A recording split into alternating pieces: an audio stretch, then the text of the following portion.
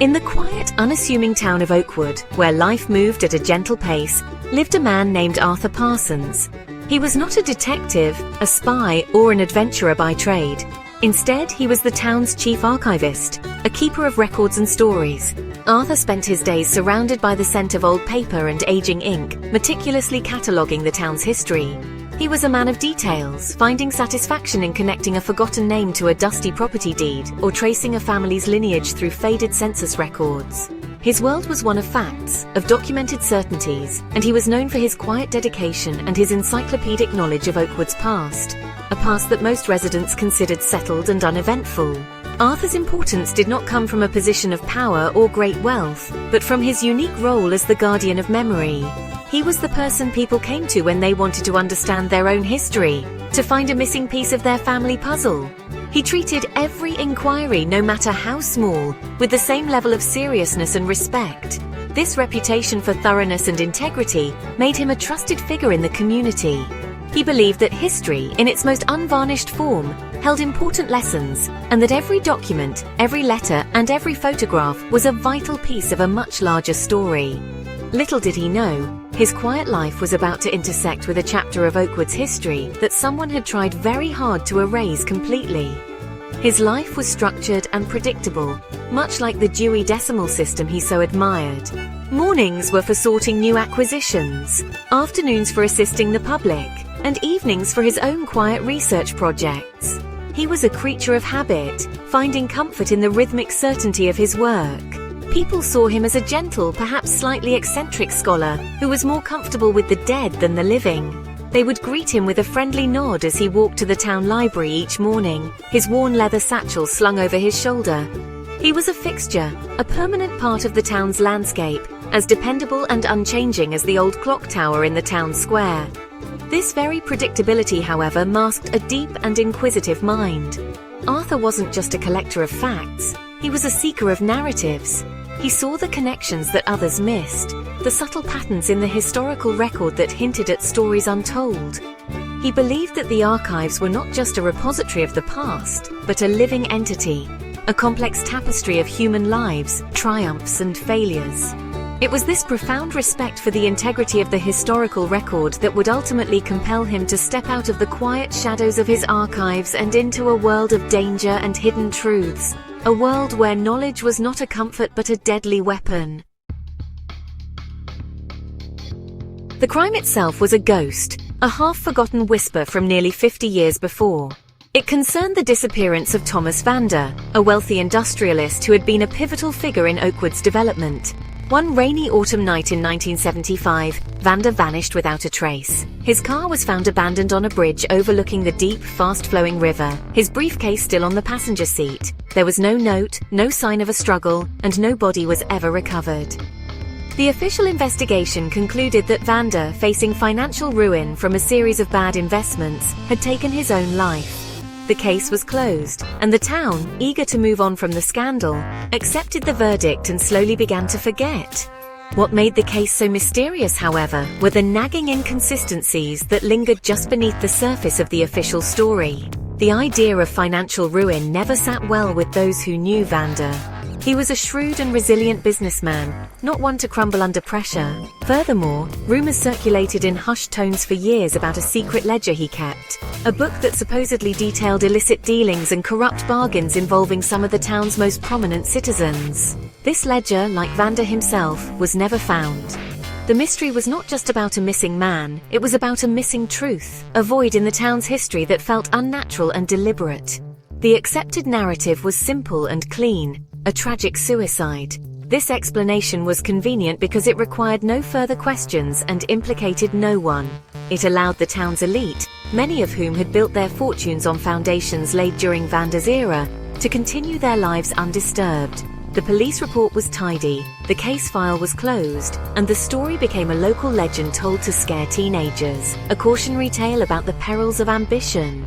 The mystery was allowed to cool and settle, covered over by decades of new construction, new families and new priorities. becoming little more than a historical footnote in the town's official chronicle of its own progress. But for a case that was supposedly solved, it cast a long and persistent shadow. Every few years, a new theory would bubble up in the local diner or the barbershop, only to fade away again. Why was his briefcase, filled with important documents, left untouched in the car? Why did his wife always maintain that he was on the verge of a major breakthrough, not a breakdown? These questions hung in the air like unspoken words, creating a subtle but palpable tension. The town of Oakwood had moved on, but the ghost of Thomas Vander remained, waiting patiently in the silence for someone to finally ask the right questions and listen for the answers. Arthur Parsons did not set out to solve a crime. His involvement began, as most of his projects did, with a simple, innocuous request. A young university student, a distant grandniece of Thomas Vander, visited the archives. She was working on a family history project and wanted to see any documents related to her long-lost relative. Her motivation was purely academic, a desire to fill a blank space on her family tree. Arthur, ever the diligent archivist, was happy to help.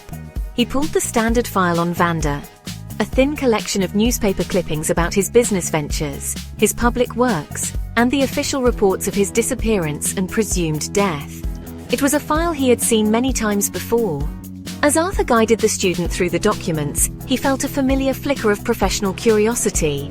He had always found the Vander case to be unusually thin on details. For a man of such local importance, the historical record felt curated, almost sanitized. He pointed out the official timeline to the student, explaining the police theory of suicide due to financial collapse. But as he spoke the words, they tasted hollow, like a line recited from a poorly written play. His motivation was not yet about justice or danger. It was about historical accuracy. He was a man who believed in complete records, and the Vander file felt incomplete, like a book with its final, most important chapter torn out. After the student left, the file remained on Arthur's desk. He couldn't bring himself to put it away. He was bothered by the tidiness of it all. History, as he knew it, was messy, filled with contradictions and loose ends. The Vander case was the opposite. It was a perfectly sealed box. That night, unable to sleep, he returned to the archives. Under the solitary glow of his desk lamp, he began to cross-reference names mentioned in the Vander clippings with other records from that era: property transfers, business licenses, and minutes from town council meetings. He wasn't looking for a clue. He was simply doing what he did best, connecting the dots that made up the town's hidden skeleton. It was during this late-night session that he found the first thread. It was a minor land transaction, dated a week before Vander's disappearance.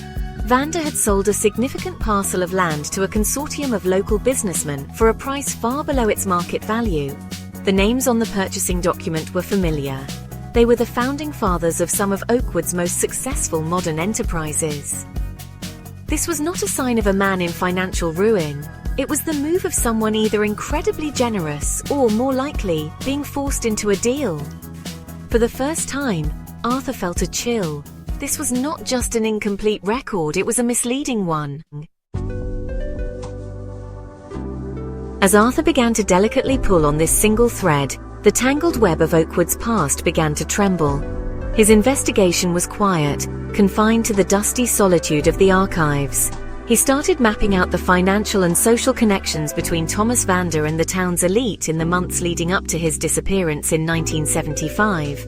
He used public records, old phone books, and archived newspapers, creating a complex diagram on a large corkboard he kept hidden in a back room. The diagram grew more intricate each day, a spiderweb of names, dates, and transactions that all seemed to lead back to that single, undervalued land sale just before Vander vanished from the world. The first sign that he was treading on dangerous ground was subtle. A city council member, a man whose father was one of the names on the land deal, paid an unexpected visit to the archives. He made polite small talk, inquiring about the library's budget and complimenting Arthur on his dedication. Then, with a casualness that seemed rehearsed, he asked what projects Arthur was currently working on. He steered the conversation toward local history, mentioning how important it was to focus on the town's positive achievements rather than dwelling on old painful memories. The implication was clear, delivered with a smile that did not reach his eyes. Let sleeping dogs lie. Arthur, unaccustomed to such veiled warnings, felt a knot tighten in his stomach. The gentle warning was followed by a more direct obstacle. A few days later, Arthur found that his access to certain sections of the town's older municipal records had been restricted. A new policy had been suddenly implemented, citing the fragility of the documents and the need for preservation. The records he now needed to see, specifically detailed financial ledgers and zoning approvals from the mid-1970s, were placed under a special curator's review process, which meant they were effectively locked away from him. It was a bureaucratic wall, built quickly and silently, and it confirmed to Arthur that his quiet inquiries had been noticed by someone who had the power to impede them. The obstacles only strengthened his resolve. The archivist, a man who had dedicated his life to the principle of open access to information, was now being denied that very thing. The danger was no longer an abstract concept, it was a palpable presence. He realized that the story of Thomas Vander was not a cold case. It was a sleeping one, and he had just prodded it awake. His quest for historical accuracy was transforming into something more perilous. He was no longer just correcting the record. He was challenging a powerful narrative that had been carefully constructed and fiercely protected for nearly 50 years. The whispers of the past were becoming warnings in the present. Faced with official roadblocks, Arthur Parsons had to change his methods. He was a man of the archives, accustomed to working within established systems. Now, though, he had to operate outside of them. He began his new approach by seeking out people instead of paper. Arthur compiled a list of individuals who had been close to Thomas Vander, or had worked for him back in the 1970s. Most were elderly now, their memories softened by time, but Arthur hoped that some sparks of truth might remain. His first visit was to Vander's former secretary, a woman named Eleanor, who was now living in a quiet retirement home on the edge of town. Eleanor was hesitant at first, her eyes clouded with a fear that had not faded over 5 decades. But Arthur's gentle and sincere demeanor eventually earned her trust. She spoke in hushed tones, telling him that the financial ruin story was a complete fabrication. In fact, Vander had been on the verge of exposing a massive corruption scheme. He had discovered that the consortium of businessmen was using political influence to buy land cheaply, knowing it would soon be rezoned for highly profitable commercial development.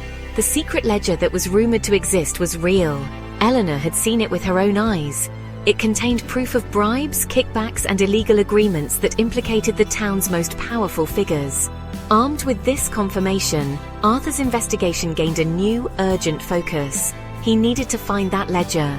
Eleanor couldn't recall where Vander might have hidden it, but she mentioned he had a small private fishing cabin deep in the woods, a place he used as a retreat when he needed to think.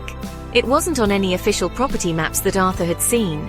Following Eleanor's vague directions, Arthur spent a weekend searching the dense forest north of town. He finally found it, a dilapidated, half-collapsed structure, slowly being reclaimed by nature. The cabin had been ransacked long ago, a clear sign that others had also searched for what Vander had hidden. Inside the decaying cabin, amidst the debris and animal nests, Arthur found a loose floorboard beneath the spot where a wood-burning stove once stood. His heart pounded as he pried it open. It wasn't the ledger itself, but something almost as valuable.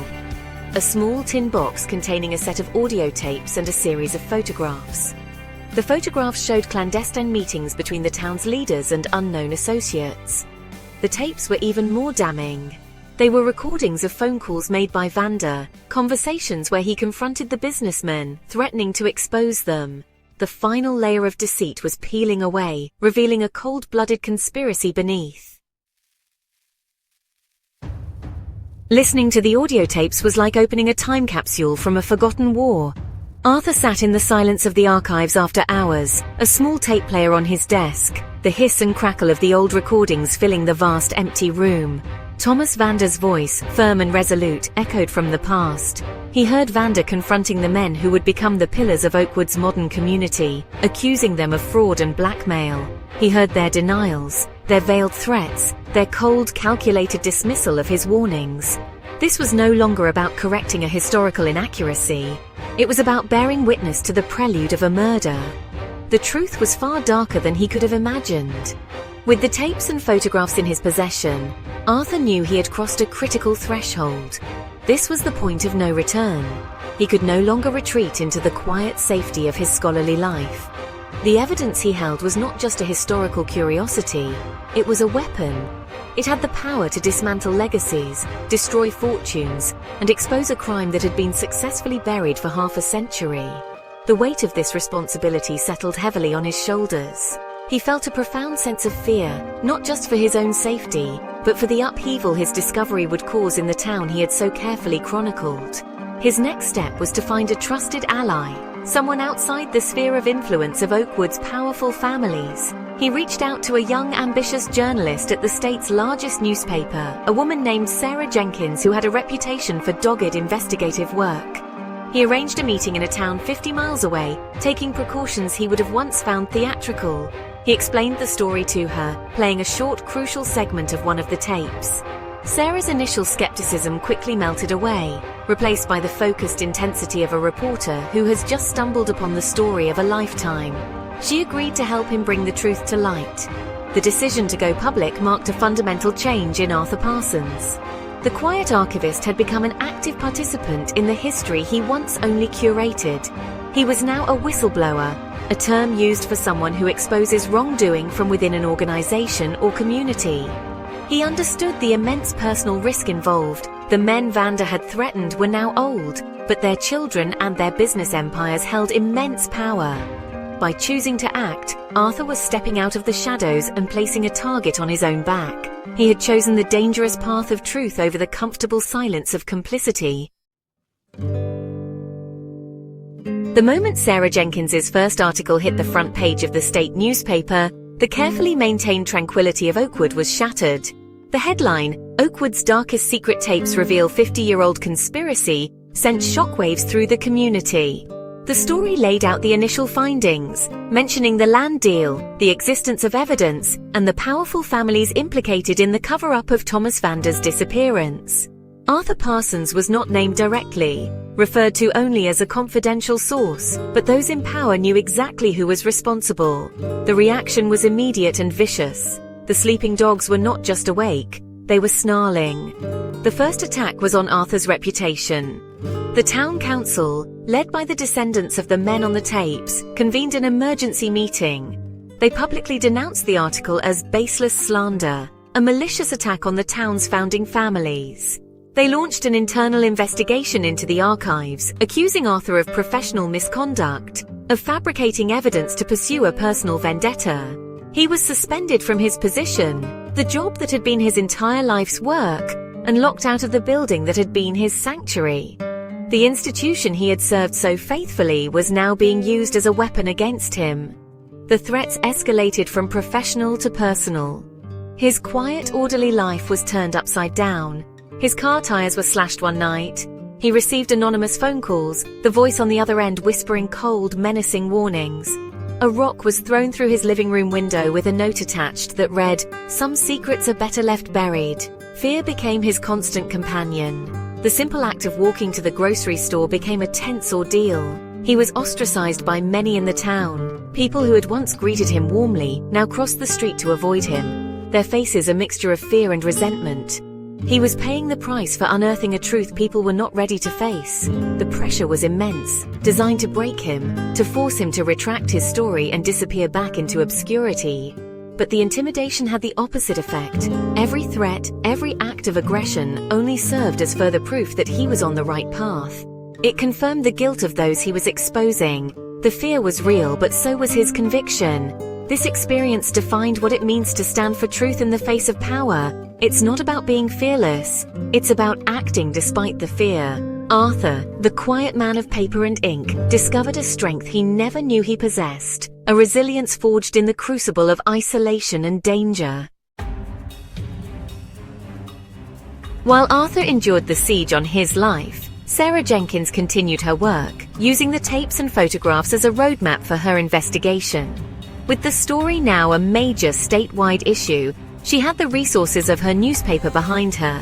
She located and interviewed other former employees of the implicated companies, some of whom, emboldened by the initial article and their advanced age, finally agreed to speak on the record. Their testimonies corroborated the story on the tapes, painting a detailed picture of systemic corruption, blackmail, and a conspiracy of silence that had held the town in its grip for 5 decades. The turning point came when the state's Attorney General, under immense public pressure, announced the reopening of the Thomas Vander case. The investigation was taken out of the hands of the local police department, which was itself implicated in the original cover-up. State investigators, armed with search warrants, descended on the offices and homes of the families named in the articles. They seized financial records, computers, and historical documents. The wall of silence, so carefully maintained for so long, began to crumble under the weight of legal and public scrutiny. The powerful were no longer untouchable. The most significant breakthrough resulted from a new analysis of the old evidence combined with a new confession.